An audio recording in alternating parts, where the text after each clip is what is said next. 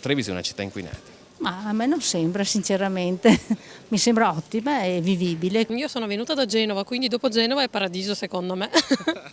Evidentemente non tutti se ne sono accorti, ma in realtà Treviso è una città assediata dallo smog. Nel Put, l'anello che circonda le mura del centro storico, circolano ogni giorno una media di quasi 40.000 veicoli, una sorta di assedio quotidiano, e lo sforamento dei livelli di guardia delle famigerate PM10, le cosiddette polveri sottili, è preoccupante.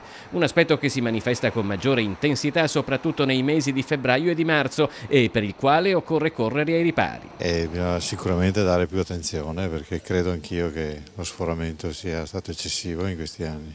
Come bisogna fare con le targhe alterne, limitando?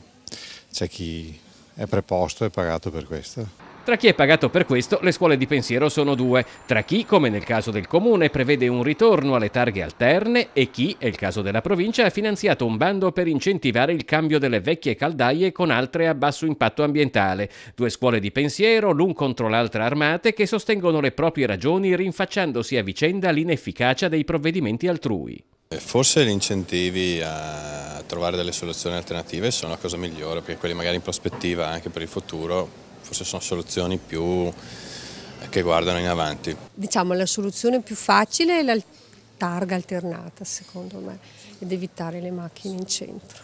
Bisognerebbe mettere anche i parcheggi all'esterno, anche perché i pedoni e le biciclette non hanno spazi per passare. Intanto, tempo permettendo, sono diversi i trevigiani che scelgono di spostarsi in bicicletta, un mezzo per il quale le politiche di questi anni hanno fatto molto. È una città comoda per le biciclette, Treviso? Ma abbastanza, ho visto che hanno fatto parecchie piste ciclabili ultimamente, quindi ci si muove sicuramente meglio.